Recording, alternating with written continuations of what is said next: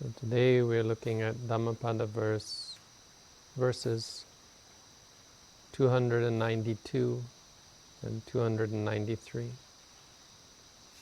which read as follows.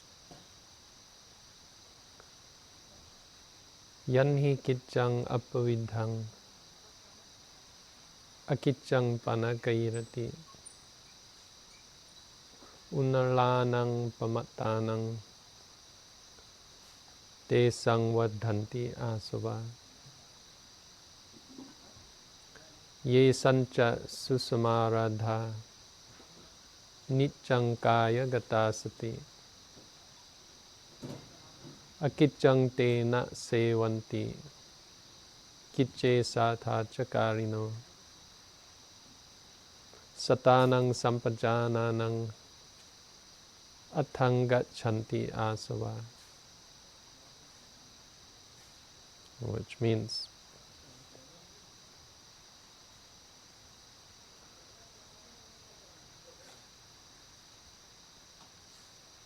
for those by whom that which should be done is abandoned, but that which should not be done is done.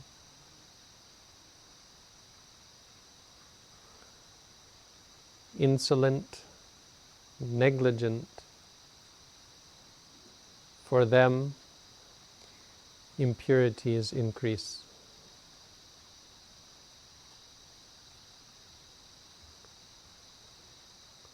And for those of whom there is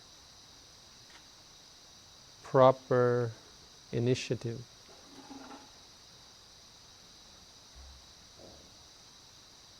with mindfulness always focused on the body,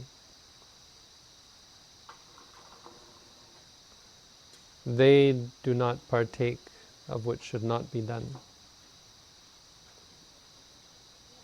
Constantly engaged in doing that which should be done.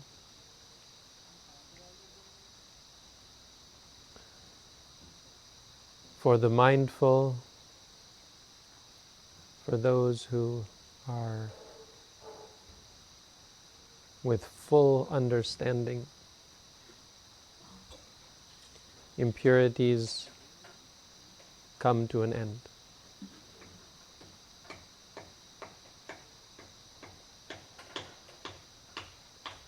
So these verses were taught in regards apparently to a group of monks when the Buddha was staying at a place called Badya.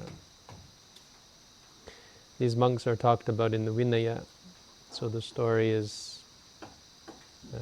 adapted from an issue where monks were engaged in making shoes, footwear. So there are many very minor and specific rules for monks to follow, one of which is that our footwear has to be simple, just made of leather. We should only use the footwear when we're in the forest or in the forest monastery, that sort of thing.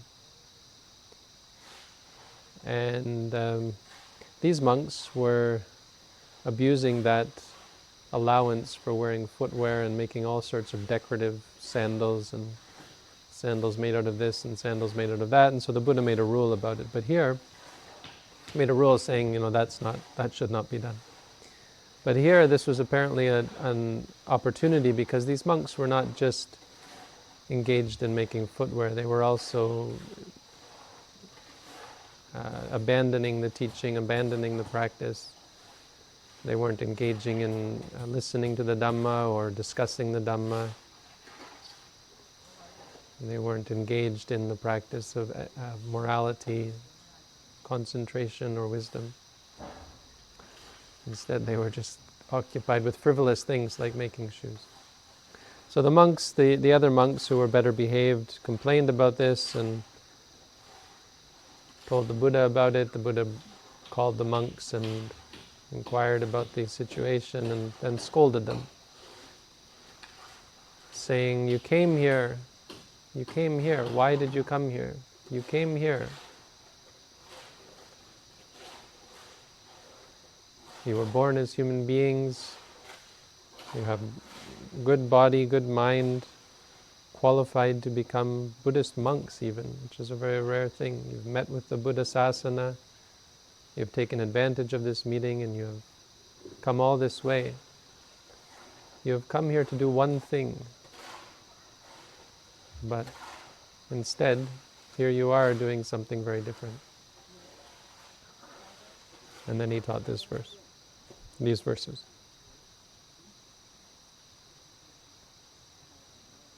So first of all, the story isn't much. It's a very short narrative. But the lesson, of course, is that we should be conscious of our involvement in frivolity and acknowledge that a lot of what makes up our lives is inconsequential and meaningless. And fails to take advantage of the rare opportunity that we have to be born, even just to be born a human being. Humans have such potential and we waste it on frivolity,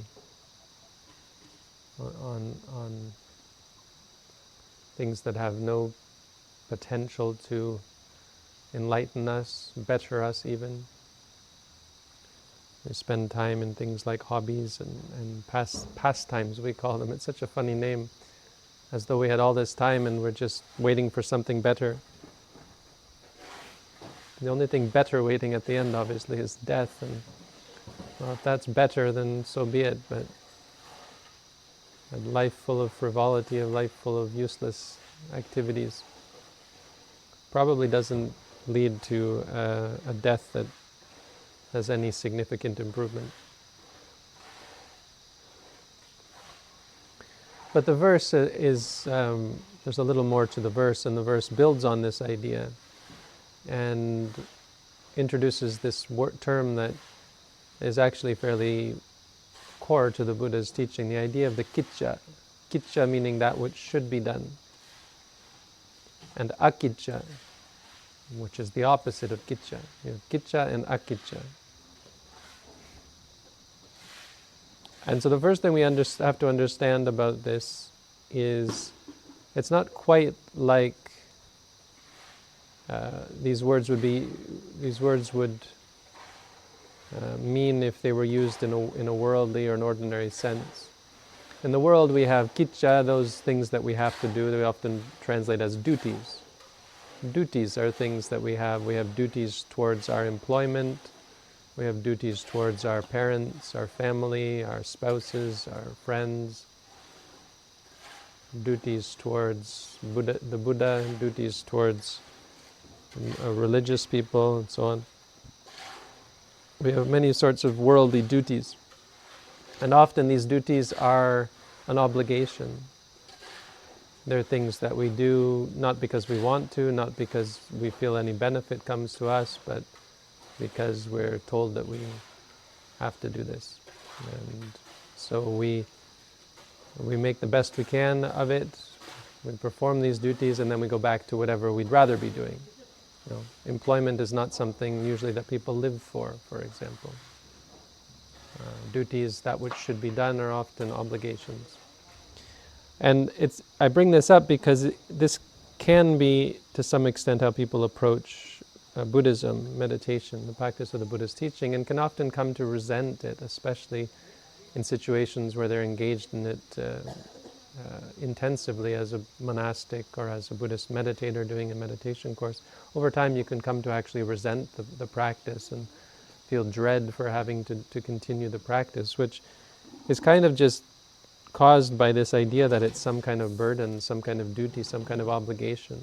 And that's not really the meaning of the word kicca. Because kicca here is that which should be done to bring happiness, to bring peace, of course, to bring freedom from suffering. This is what you really should be doing for your own benefit. And the problem is that we're given this sort of dichotomy where the things we want to do are not the things we should be doing. And so we think of the pastimes and the things that we do in our free time as being that which makes us happy. And the duties that we do are not happy, but we can't avoid them, we have to do them. So it's important as a Buddhist and as a Buddhist meditator, especially as someone engaged in intensive practice of the Buddhist teaching, that we fix this attitude and that we appreciate and we understand correctly the meaning of which we should be doing. And we should engage with it mindfully, conscious of any kind of sense of dread or reluctance in doing these things. And the practice of meditation, of course, should be liberating, it should be freeing, it should be uplifting. The practice of the Buddhist teaching in general, even the practice of ethics, of not wearing this kind of shoes, for example, should be something that is uplifting and inspiring to us, that we are challenged by these things. Buddhist teaching is a great challenge, and so it can be something that makes us uncomfortable. But of course, as Buddhists, we absolutely should welcome this sort of discomfort, because it need not be unpleasant if we allow ourselves to be challenged and allow ourselves to let go, to change and to broaden our horizons, to strengthen our minds, to clear and purify our minds. The discomfort and the challenge of simply being, and being present and of letting go is, of course, the most uplifting and liberating thing we can undertake. But speaking specifically of this dichotomy of kicca and akicca, it's important as well to understand what is it that is kicca, that which should be done, what is that is akicca, whatever the opposite is. So there are three categories. There's that which should not be done, that which is not that which should be done. There's two ways of translating akicca. And of course, third, that which should be done. That which should not be done, from a Buddhist perspective, is anything that directly leads to suffering. We should not engage in activities that involve greed, anger, delusion. We should not engage in killing, we should not engage in stealing. There's fairly well-defined activities that should not be done. This isn't really what the Buddha was referring to in this case, I don't think, because it didn't relate to these monks, not directly. However, his point stands relating to the verse that whether it be that which should not be done or that which is not that which should be done, both have the danger of leading one to an increase in impurity. The mind will be increasingly impure as a result of the engagement here. So with the first category, it's pretty obvious. And this is one of the reasons many people come to practice meditation, because they have bad habits that have led them to suffering, and they find themselves despairing, unable to cope, unable to cultivate or build or find the strength of mind to cope with the difficulty in their lives. So they turn to mindfulness and Buddhism to help them change, to help them overcome difficulty and challenge caused by things like depression, fear, anxiety, worry, doubt, even anger and addiction. People can have anger issues and come to practice meditation to help that. People can have addiction issues and come to meditation to help, mindfulness to help with that, and so on. So this is definitely akicca, but once we've established that and begun to practice meditation, there's the second category. And this is a sort of a nebulous, it's a gray area. This category includes things that we do actually have to do. They are not that which should be done, but we should do them. But the meaning here is that these are the sorts of things that are duties that we have towards each other and towards ourselves. We have duties towards our fellow monastics, we have duties towards fellow meditators, we have duties towards the meditation center. As a community, we take to clean and to care and maintain the meditation center. This is our duty, and anyone who shirks this is, of course, not doing something that they should be doing. But this is still in the category of akicca. because it can become a problem if you are caught up in and obsessed with doing this. Even things like cleaning. There was a story of a monk in the time of the Buddha who was constantly sweeping. And the monks were unsure about this because it seemed like he was quite industrious. It was quite impressive.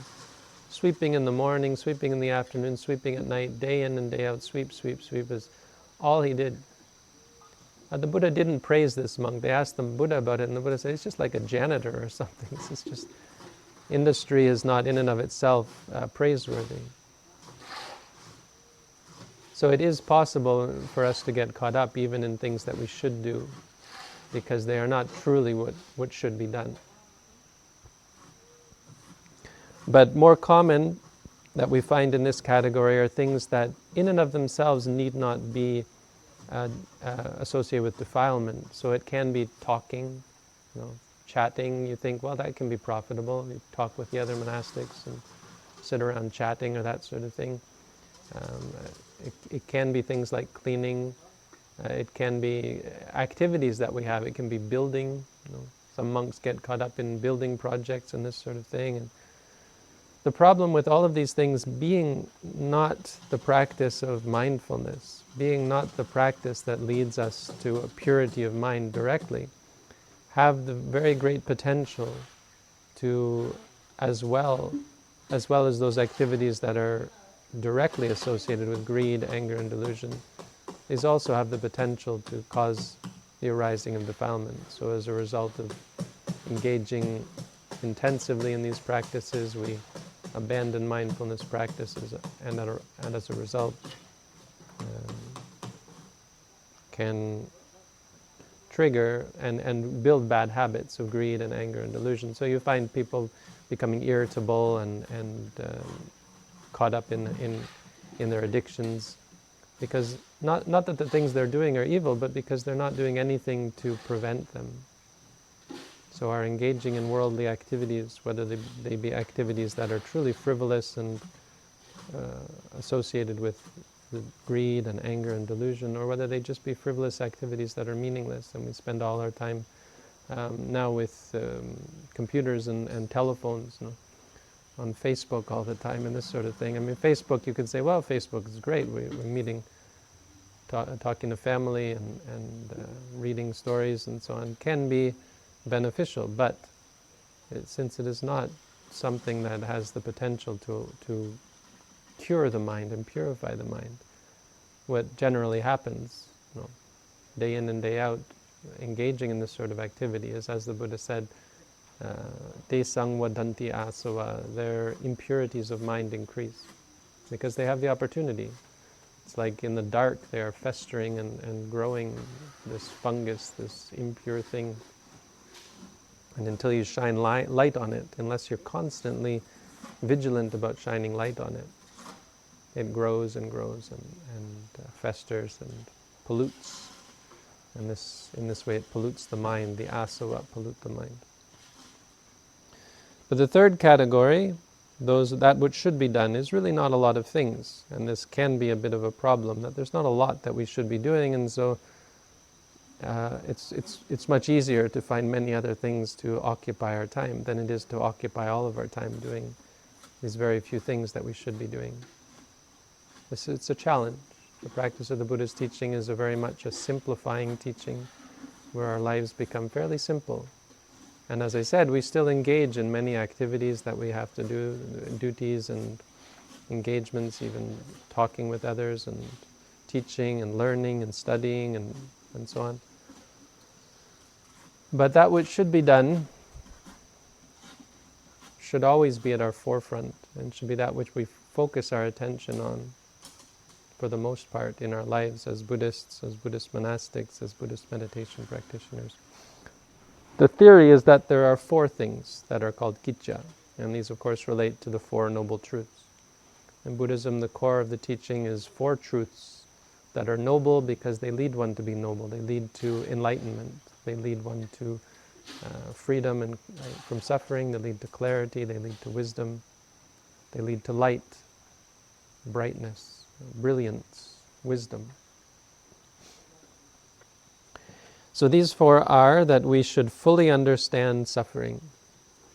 Fully understand why is it that we're suffering? What does it mean to suffer? Fully recognize and identify suffering, the suffering that we're undergoing. We should understand it.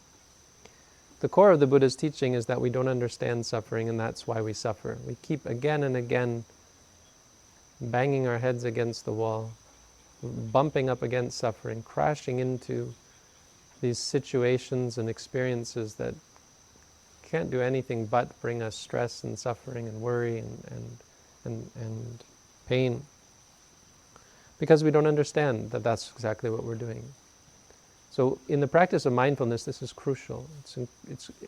It's essential that we face our experiences rather than running away from them, chasing them away, fixing them, controlling them, or taking them as a problem in any sense of the word. All of our experiences should be things that we strive to understand. Strive to understand that the suffering comes not from the experiences. They're not the problem. We don't have to fix them, we don't have to change them. It comes from our reactions to them, our attachment to them, our stress about them, our worry about them, our identification, this is me, this is mine, and so on. Mindfulness teaches us to understand the process of experience, and as a result to understand this is how we cause ourselves suffering. As a result of doing that, this is the first task. The second task is accomplished at the same time, and this is the abandoning of the cause of suffering. The point being that, again, we only suffer because we cling, because we are invested in the nature of our experiences, wishing that this would not be, wishing that we don't have would be, wanting things to be other than what they are, or stay the way they are, or so on. Wishing and wanting and hoping and expecting. Any kind of clinging. The duty is to abandon it, and we abandon it through understanding. Once you see that it's causing you suffering, you abandon it. It's a very simple principle. We just simply don't see that we're causing ourselves suffering. If we did, we'd abandon all of our attachment, all of our inclination to act and speak and even think in those ways that are clearly causing us such stress and suffering. The third task is that we should see for ourselves, experience for ourselves the cessation of suffering, which again comes in the same process as the first two. The cessation of suffering is freedom from suffering. It's the reality that we call nibbana or nirvana. And it's very simply, it's hard to understand, but very simply is the consequence of the mind completely letting go. When the mind is clinging, it triggers further and further experiences of seeing and hearing and smelling and tasting and feeling and thinking, constantly experiencing. But when the mind has had enough, gets fed up and lets go, it's like it drops. It turns off. It's like a power out, and there's cessation, complete peace and freedom, and it's as though all of the shouting in your ear suddenly ceases. One has to see it for oneself to truly appreciate it, but appreciate it one does. After experiencing it, it changes one's life. It leads to a bone-deep sense of peace and assurance and safety, a sense that nothing really has the power to hurt or affect one on a deep level. It changes one's perspective away from seeking fulfillment in samsara to letting go as a means of finding peace and happiness, because one has tasted true peace and true happiness. But one can then compare with superficial, ephemeral, and clingy sorts of happiness that only lead to greater and greater addiction and attachment. And the fourth task, of course, is the path, that we should cultivate the path which leads to all of this. And that simply says that we should practice kicca. We should do that which needs to be done. And The path that we should practice, of course, is the Eightfold Noble Path. So our fourth duty is to cultivate all 8 parts of this path, which for practical purposes is easily summarized by 3 trainings. We know the training of ethics and morality, where we keep moral precepts, don't engage in actions and speech that would cause harm to others or harm to ourselves. And as meditators, be very, very, very careful about all of our actions and speech. As a mindfulness meditator, we take this to the nth degree, and we're very conscientious about this with good reason. And we can create incredible states of purity and clarity through simple ethics, watching what we say, saying only what needs to be said. For a meditator, this goes to an extreme. You just don't talk unless you need to talk. I mean, it's quite simple, it's quite reasonable, but it's very powerful, because we have so much useless speech and harmful speech that we engage in day to day. And our actions, for ordinary people, ethics is something like don't kill, don't steal. For a meditator, it's don't walk unmindfully. Right? All of these bad things that we do are because we were very, very unmindful. When we kill, when we steal. For a meditator, you make a determination to walk mindfully, so that my walking will be pure, my eating will be pure, my showering, my urinating and defecating will be acts of purity. The Buddha used these words. He said, when urinating and defecating, everything that we do, no exceptions. This is an incredible practice that we have this special opportunity to engage in as Buddhist meditators and monastics. And the second training, of course, concentration, focusing the mind through mindfulness, when we focus the mind on the actual experience by reminding ourselves, this is seeing, this is hearing, this is pain. Keeps us focused on the experience rather than on our extrapolations and the narrative we tell ourselves about what we have to do about it, how to fix it, how to change it, how to control it, how to keep it, how to get rid of it, and so on. We focus our minds, seeing is just seeing, and so on. As a result, we obtain the third training. The third training comes in sequence. After ethics comes concentration. After concentration, we start to see clearly. We see that this isn't worth clinging to. Nothing that we experience is stable, satisfying, or controllable. All the things that we thought were stable are unstable. Things we thought were satisfying are unsatisfying. What we thought was controllable is uncontrollable. All of this is not worth clinging to. And so we see this. This is the wisdom that allows for the other 3 noble truths to arise, or involves the other 3 noble truths. These are the kiccaṃ. This is what should be done. The Buddha makes it quite simple in the actual verse, reminding us that regardless of how many factors there are to the path or trainings there are, the ultimate practice is quite simple, and he says this in 2 places. So just to review over the verses, the first verse talks about what should not be done. People who do what should not be done and give up, abandon what should be done. Monks who come to ordain and then just don't do anything of any value. This is insolent. Unnaḻānaṃ, I don't really know what the word means. Something like insolent, or I'm not familiar with the word. The dictionary says stubborn, I guess, or arrogant. No. The idea here is that these monks were not listening to the teacher. They were not approaching the Buddha, or not asking for instruction, or not engaging in practice at all, and instead they were making shoes. So I guess that just not following the instruction. The Buddha had taught them, and instead they were doing something else. So that's insolent, that's stubborn, that's arrogant. But the more important was pamada. They are negligent. They neglected to do what's being done. And as a result of this, the defilements, the impurities of mind grow. That's the first verse. The second verse, though, says a couple of things in a couple of places. First, it says initiative. Those who have proper initiative, this means the effort. They actually say, hey, look, I have this opportunity, I'm born a human being, I have the opportunity to practice. Why would I waste this time? And they have the initiative to get up and go, and they actually do something. And what they do, the Buddha said, is niccaṃ kāyagatā sati. Their mindfulness is always niccaṃ, always gone to the body or focused on the body. Why is this? The body is our best tool to begin the practice of mindfulness. We use the body as an entry to the cultivation of mindfulness. It's something that's always with us. It's always accessible. It's why mindfulness of the breath is so popular, because it's simple, it's clear, it's an easy entry to the cultivation of mindfulness. If we were instead to try to focus on the mind for a beginner meditator, that's much more difficult. And in fact, even for advanced meditators, the best way to observe the mind is still to begin by focusing on the body, so that when the mind reacts and interacts with the body, you are there to catch it.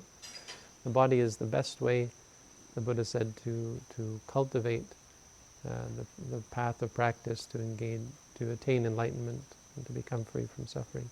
Always keeping the mind with the body, not letting the mind go to the past or the future, to external activities, external entities or things outside of our bodily experience, because all of our experience stops at the eye, the ear, the nose, the tongue, the body, and the mind. All of this within this 6-foot frame, the Buddha said, the beginning of samsara and the end of samsara, the beginning of suffering and the end of suffering is all to be found just here, just in this body. And then he says, the second thing he says in this regard is that these who practice well and give up which should not be done and are constantly engaging in what should be done, they have two qualities, and that is sati and sampajānānaṃ, which we have learned about on various occasions. Sati, as we're aware, we translate as mindfulness, but it really means something like remembrance. It's reminding yourself. It's the activity that comes from the noting practice. When you use a mantra, you can use a mantra based on a concept, but in the Buddha's teaching, we use a mantra focused on reality, just to remind ourselves, to keep ourselves focused just on the experience. Because it's easy to say, I will pay attention to the present moment, pay attention to my experience, but without a concrete activity or technique to do that, it's of course easy to, it's inevitable that we'll get lost in greed or anger, bad habits of delusion and so on. When we're strict and vigilant with ourselves, methodical, seeing is just seeing, hearing is just hearing, when we remind ourselves in this way, this is sati. And the accomplice, or the accompanying quality that comes with sati is called sampajānānaṃ, because it's important for sati that we're aware of the experience. You wouldn't want to note something if you weren't actually experiencing it. It's common for meditators in the beginning to get lost in their thoughts and lost in the words, so that they're just saying stepping right, and they're not actually being aware of the movement of the right foot, and stepping left, and they're not actually being aware. But sampajānānaṃ means this, and it also means that the knowing of the experience becomes clear as a result of mindfulness. So first of all, we know that the foot is moving, then we say step, being right as we know that it's moving.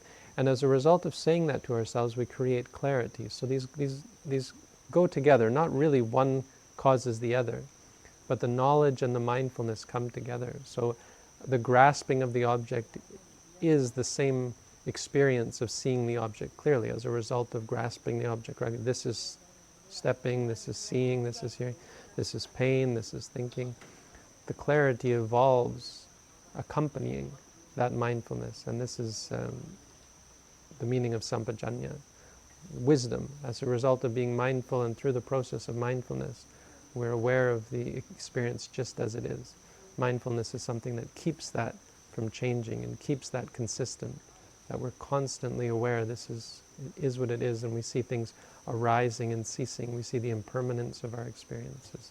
See that nothing is stable, nothing lasts forever.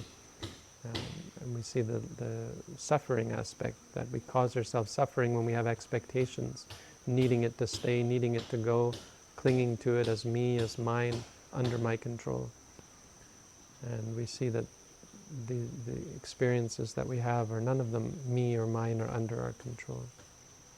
We see that the expectation and the need for things to be me and mine is always going to be met with disappointment, as reality is unpredictable, not under our control. More important, not worth being thought of as me or mine. Not worth it. Worth letting go, worth being free from. Sati and sampajānānaṃ. This is a brief explanation of the kicce. There are many other things that we have to do and are required to do as human beings, as monastics even, as meditators. We still have some duties. But ultimately, the only one thing, as far as the Buddha was concerned, that we have to do is this pair of qualities that we have to cultivate, sati and sampajānānaṃ. Being aware of our experiences, noting them, grasping them correctly, seeing them just as they are, understanding them, and as a result becoming free from the suffering that comes from clinging to things that are unable to satisfy or provide any kind of refuge, safety, security, happiness, or freedom. So as Buddhist meditators, this is the first thing we can do is appreciate and be happy that we have the capacity to undertake this teaching, that we have undertaken this teaching, that we are undertaking this teaching, and that we continue to undertake this teaching. We can appreciate that we are doing what needs to be done. You should feel confident and not necessarily proud, but reassured that what you are doing is something that the Buddha himself encouraged us to do, sati sampajānānaṃ. But we should always, of course, be on guard to notice when we are engaged in frivolity. Don't go making shoes, not of any kind, it's not worth it. Don't get caught up in many of the silly things that we could get caught up in. And as Buddhists meditate, as people here for a short time, when you're engaged in an intensive course, you have to really be vigilant with this. Don't engage in any sort of frivolity. Every moment of your day is precious. When you shower, your showering should be a time of mindfulness. When you eat, eating should especially be a time of great care and mindfulness. And of course this goes for everyone, not just those doing intensive practice. The more we can do that which is of true value, obviously the more value we will get out of this short life as human beings. So it behooves us to take this seriously and to apply ourselves and to make the best use of our short time that we have on this earth, to do what should be done, and to give up that which should not be done, or even limit our engagement in that which is not that which should be done. So that's the Dhammapada for today. Thank you for listening.